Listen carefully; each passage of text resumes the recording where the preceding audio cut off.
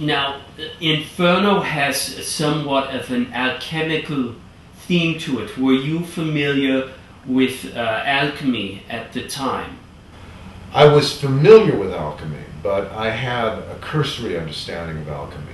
When I look back at Inferno and see what he was doing in terms of alchemical themes, I realize that I wish I had known more at that time to really have the conversations with Dario, which would have been so fascinating, because as I matured and as I went more deeply into my own work, alchemy became a very deep and penetrating theme as well in my work. And the drawings actually that I'd done, I gave a drawing to Dario, was in and of itself an alchemical theme. I didn't realize it as such at the time, but because I was dealing with inspiration from Inferno and from Dario's work, because Dario, the exciting thing about Dario as a director, you work with a lot of directors who are, as they call them, traffic cops. They basically tell you where to go.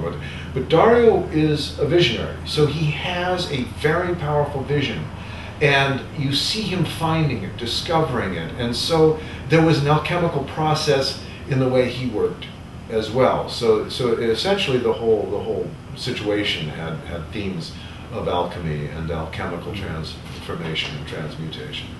What was the most memorable experience in your working on Inferno? Well, two things. There was a heat wave in Rome at the time, and it was in Ferragosto, which means in August everyone leaves. Well, everyone except for us in the studio, and then you'd put on the lights, and so it'd get up to about 120 degrees in the studio. There was no air conditioning, and we were shooting secondary sound, meaning we weren't shooting sound on film. We were going to loop it later or put the dialogue in later, so we had a working track. But this meant that they could be pounding on sets and building and shouting and this and that because we weren't shooting on film.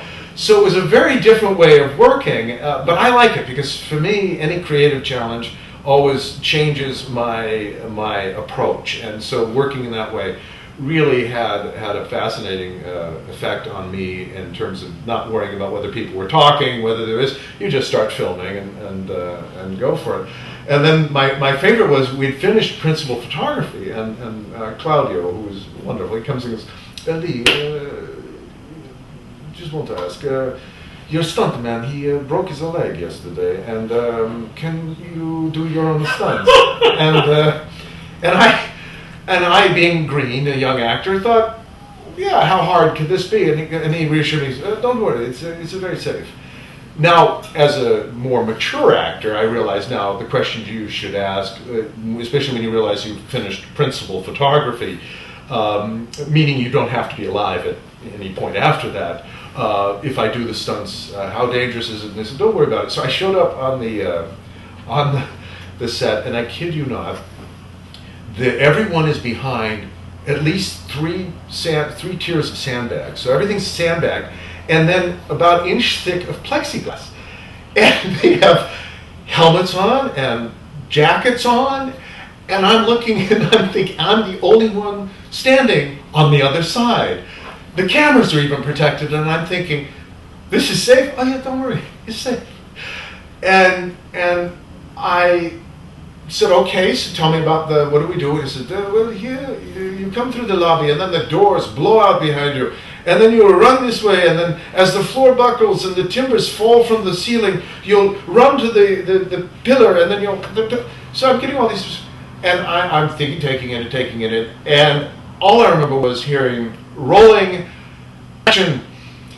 And when those doors blew out, I don't know whether it's that feeling where everything goes into slow motion, fast motion. This might be the last thing I do, because I feel the door not just blow out, I feel all the glass move past me far faster than I'm moving. So I'm hitting the back of this just whirlwind of glass and energy and thrust into the scene, and the logs, these burning timbers, start falling, and they're not just slightly on fire, they're really on fire. And then the floor doesn't just buckle, it collapses, and then other parts of it rise.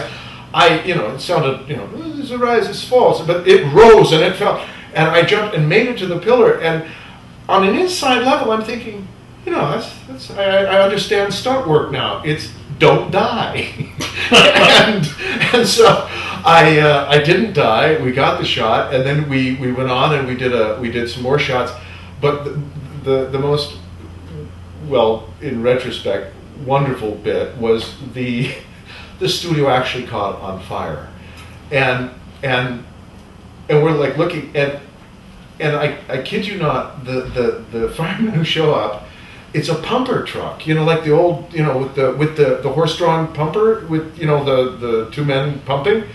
They put it out though, but it was really like a horse carriage water pump from about the 1890s that put out the fire at Elio's studio when we were making Inferno.